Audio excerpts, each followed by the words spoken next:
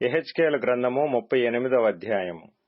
మరియు యెహోవా వాక్కు నాకు ప్రత్యక్షమై ఈలాగు సెలవిచ్చెను. నరపుత్రుడా, మాగోగు దేశపు వాడగు గోగు అనగా రోషునకును మెషకునకును తుబాలునకును అధిపతి అయిన వాని తట్టు అభిముఖుడవై అతని గూర్చి ఈ మాట ఎత్తి ప్రవచింపుము.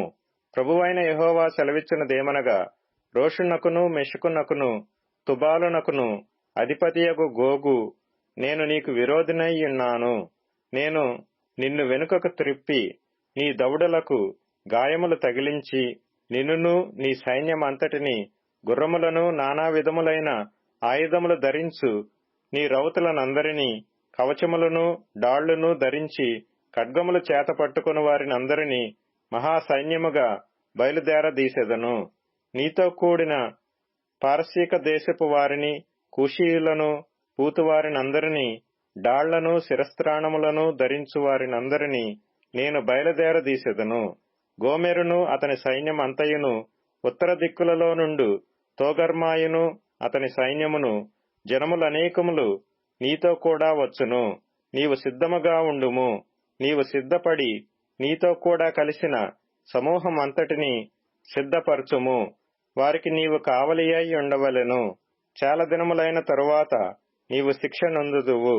సంవత్సరముల అంతములో నీవు ఖడ్గము నుండి తప్పించుకొని ఆయా జనములలో చెదరిపోయి ఎడతెగక పాడుగా ఉన్న ఇశ్రాయేలీల పర్వతముల మీద నివసించుటకై మరలా సమకూర్చబడిన జనుల యొద్దకును, ఆయా జనులలో నుండి రప్పించబడి నిర్భయముగా నివసించు జనులందరి యొద్దకును నీవు వచ్చెదవు.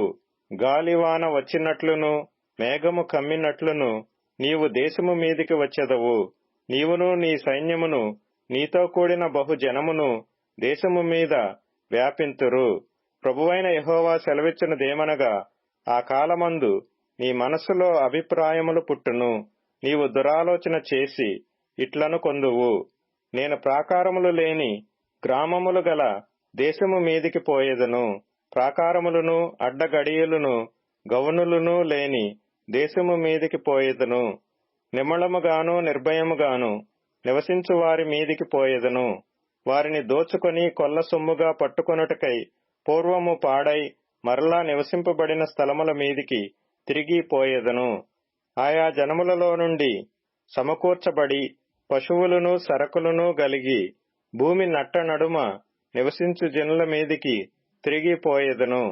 శబావారును దదాను వారును తర్షీషు వర్తకులను కొదమ సింహముల వంటి వారైన దాని వారందరును నిన్ను చూచి, సొమ్ము దోచుకొనుటకు వచ్చితివా? దోపు దోచుకొనుటకు సైన్యము సమకూర్చితివా? బహుగా దోపు దోచుకొని వెండి బంగారములను పశువులను సరకులను పట్టుకొని పోవుటకు చాలా దోపుడు దోచుకొనుటకు వచ్చితివా అని నిన్నడుగుదురు. కాగా నరపుత్రుడా, ప్రవచనమెత్తి గోగుతో ఇట్లనుము. ప్రభువగు యెహోవా సెలవిచ్చినదేమనగా, నా జనులగు ఇశ్రాయేలీయులు నిర్భయముగా నివసించు కాలమున నీవు తెలుసుకొందువు కదా. ఉత్తర దిక్కున దూరముననున్న నీ స్థలములలో నుండి నీవును నీతో కూడా జనములనేకములను గుర్రములెక్కి బహు విస్తారమైన సైన్యముగా కూడి వచ్చి మేఘము భూమిని కమ్మినట్లు ఇశ్రాయేలీలగు నా జనుల మీద పడెదరు. అంత్యదినములందు అది సంభవించును. అన్యజనులు నన్ను తెలుసుకొనున్నట్లు నిన్ను బట్టి వారి ఎదుట నన్ను నేను పరిశుద్ధపరచుకొను సమయమున గోగు, నేను నా దేశము మీదికి నిన్ను రప్పించెదను.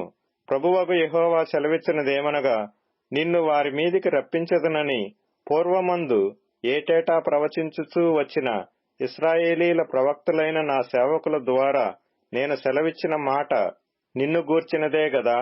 ఆ దినమున గోగు ఇశ్రాయేలీల దేశము మీదికి రాబోవు ఆ దినమున నా కోపము బహుగా రగులుకొనును. ఇదే ప్రభువగు యెహోవా వాక్కు. కాబట్టి నేను రోషమును మహారౌద్రమును గలిగిన వాడనై ఈలాగు ప్రమాణము చేసితిని.